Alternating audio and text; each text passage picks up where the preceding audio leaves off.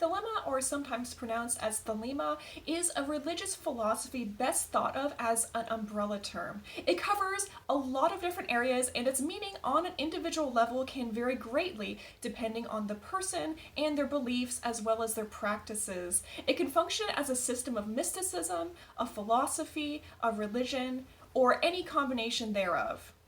The reason even a simple definition becomes such a complicated thing to unpack is the individual and occult aspect of its practice and adherence. In this video, I will be discussing what it is, where it comes from, and how some people interpret it. As a magical practitioner and Thelemite myself, I am particularly interested in doing this topic justice. So I hope you enjoy it and get something out of it, so let's get going. Thelema was founded by the complex and controversial occult figure Aleister Crowley. He was a ceremonial magician, a poet, painter, mountain climber, writer, and prophet of a new religious movement. When I say prophet, I don't mean Crowley is revered the same way Christians view Jesus. Crowley was the delivery person, but not the message itself. Those who align themselves with the framework of Thelema seek their own path and their own divinity within. Although Crowley was an interesting historical figure, it is not about emulating or trying to be him. It's about being yourself in the fullest sense. So, where does all of this come from? Aleister Crowley was on a honeymoon in Egypt with his wife, Rose Crowley. It was on this trip that he received a channeled text called Liber vel Legis, or the Book of the Law. This text was not Crowley speaking as himself, but rather a being, entity, or part of his consciousness known as Aiwass dictated this text through him. Practitioners have a wide range of beliefs around what this book is and what it means. Many people believe this was simply a part of Crowley's consciousness speaking on the nature of divinity, while others believe it to be from an external source. Crowley at the time of the reception of this book was a Buddhist, and echoes of that, or perhaps a reaction to that, can be found throughout the book itself, among a vast wealth of other occult thought and philosophy. I'm going to be flipping through a couple of different versions of the Book of the Law while I talk to you about this book. At the time of the reception of the Book of the Law, Crowley didn't realize the significance or importance of the text at all. It took him a while to even getting around to publishing it. The book turned out to be incredibly important. It is the central and sacred holy text of Thelema. The Book of the Law proclaims the arrival of a new aeon, the Aeon of Horus. There is a belief that different times throughout human history can be divided into aeons. Each aeon is accompanied by its own magical formula. The Aeon of Horus is spelled out by the Book of the Law and is characterized by humanity leaving behind the tyranny of Abrahamic religions and entering a time of greater consciousness and self-actualization. The Book of the Law is an incredibly beautiful channeled text. Of course, beauty is a subjective thing, and not everyone would agree with me, but for some, including myself, this book is like a chord to the soul. This book, as well as other Thelemic holy books, are arguably not meant to be read as unquestioned fact or works to be followed in blind faith. They demand introspection and exploration. They are an invitation. It is poetry that demands authenticity and thoughtfulness from the reader. The seemingly endless depths serenade you to pursue an existence of deeper meaning and divine purpose. So, what do I mean by divine purpose? Well, that was my fast and loose way of referencing this concept called true will. The Book of the Law spells out central concepts at the heart of Thelema. Two of those being, do what thou wilt shall be the whole of the law, and love is the law, love under will. These two statements are a distillation of the general principles of Thelema. The first statement does not mean that you should do whatever you want and give in to whatever whims you may feel at the time. It has a very specific meaning, and one that is actually quite restrictive. It charges its adherents to follow their true will above all else, and to not take any actions that may conflict with that.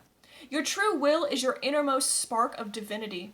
It can be thought of as your divine life's purpose, or an expression of your true nature. It's worth noting that different people approach and interpret this concept of true will differently. I hope on your own path you arrive to your own unique understanding of it. And, of course, here are some thoughts to help you along your way. David Shoemaker encapsulates this concept very nicely in his book Living Thelema, where he says, "The true will is the will of the deepest inmost self, the core of who you really are as a spiritual being.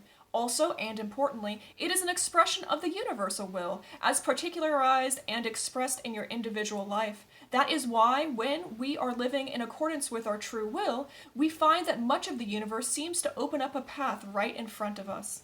Aleister Crowley himself explains this concept in Liber 2, which can be found in the Equinox. To quote Crowley, "It seems to imply a theory that if every man and woman did his or her will, the true will, there would be no clashing. Every man and every woman is a star, and each star moves in an appointed path without interference. There is plenty of room for all. It is only disorder that creates confusion. From these considerations, it should be clear that do what thou wilt does not mean do what you like. Do what thou wilt, then do nothing else. Let nothing deflect thee from that austere and holy task." Love is the law, love under will isn't referencing romantic love, although that could be a part of it too. This love refers to unification. It is our participation unification with the universe, which should be kept in check, first and foremost, by our true will. Knowing and doing your true will is the priority above all else. To quote an explanation taken from the Centennial edition of the Book of the Law, "Each action or motion is an act of love, the uniting with one or another part of Nuit. Each such act must be under will, chosen so as to fulfill and not to thwart the true nature being concerned." With those principles in mind, a Thelemite would be someone who is a practitioner of Thelema.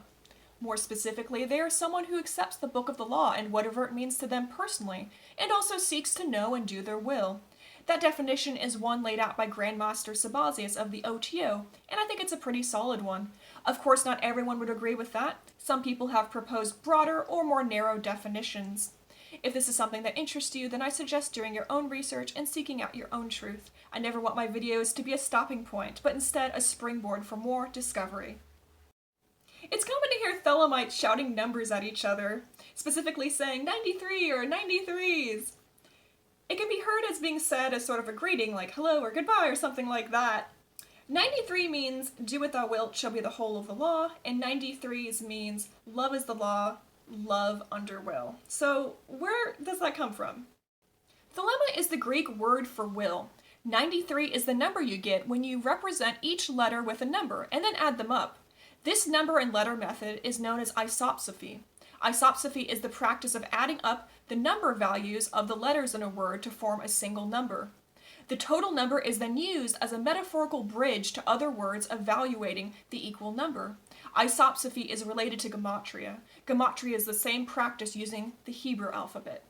93 has another additional meaning. When you add up the corresponding numbers to agape, which is the Greek word for love, you also get 93. All of this, of course, goes back to those core ideas. Do what thou wilt shall be the whole of the law, and love is the law, love under will. The goals of Thelema can be thought of as active ones, meant to transform your relationship with yourself and the world. All of us are capable of great personal transformation. Within the pursuit of one's true will, that is exactly what happens. It is a process of self-discovery to know what your will is, and then self-mastery to be able to actually do your will once you know it. In the revival of Magick, Crowley explains it as follows. Man should seek perfection in his own true nature, that know thyself is indeed the first of his duties, that his true will is the expression and action of the word of the purpose which God or nature constructed him just as he is, and not in any other way. This video can go on for a really long time in all different directions since Thelema contains occult philosophy. There is so much depth there ready to be explored and discovered and talked about, but I'm going to keep it short and wrap up with what I think are two essential documents, in addition to what I already talked about, in defining Thelema. One is Aleister Crowley's essay on duty, and the other is Liber Oz. Aleister Crowley wrote Duty as an exploration of the practical conduct to be observed by those who accept the law of Thelema. He goes through a bunch of duties that you have as a Thelemite. It's a short little essay, and if you get a chance, then it's worth reading through on your own, but here are some highlights. As a duty to yourself, he urges you to explore the nature and powers of your own being. This includes everything which is or can be for you, and you must accept everything exactly as it is in itself, as one of the factors which go to make up your true self. As your duty to other individual people, he says, Abstain from all interferences with other wills, and seek, if you so will, to enlighten another when the need arises. Additionally, he says that you have a duty to all other beings and things. To quote duty, "It is a violation of the law of Thelema to abuse the natural qualities of any animal or object by diverting it from its proper function, as determined by consideration of its history and structure. Thus, to train children to perform mental operations or to practice tasks for which they are unfitted is a crime against nature. Similarly, to build houses of rotten material, to adulterate food, to destroy forests, etc., is to offend." Aleister Crowley wrote Liber Oz in 1941. It talks about the natural rights of all people and how these rights extend to everyone. I think it is a beautiful piece and worth reading and rereading for anyone interested in Thelema. It quotes the Book of the Law in several parts and then states, "There is no God but man." You hear this phrase a lot through different occult spaces and especially in Satanism. Satanism gets it from Thelema. Liber Oz declares that all people should have the right to live by their own law, including how they love, who they love, how they rest, play, work, and just live their life. While this is a radical call for freedom of self, it is also a radical call for the freedom of your fellow humans. Naturally, this extends to all people, and as Thelemites, we agree to not infringe upon the rights of others or to not interfere on their will. Of course, this document does not grant us the power or the ability to exercise any of these rights. We are still subject to the laws of nature and the societies we live in. Just like we are not free from the consequences of our actions, though we may be free to do those actions. Thank you so much for joining me today on this exploration of what is Thelema. I hope you found it insightful for all different people, and wherever your path may take you, I wish you the best of luck. If it's Thelema, welcome. As always, I will put all the books I mentioned in this particular video down below in the video description, as well as places to find me on social media and stuff. So thanks so much for watching, and I am the center of expression for the primal will to good, and so are you.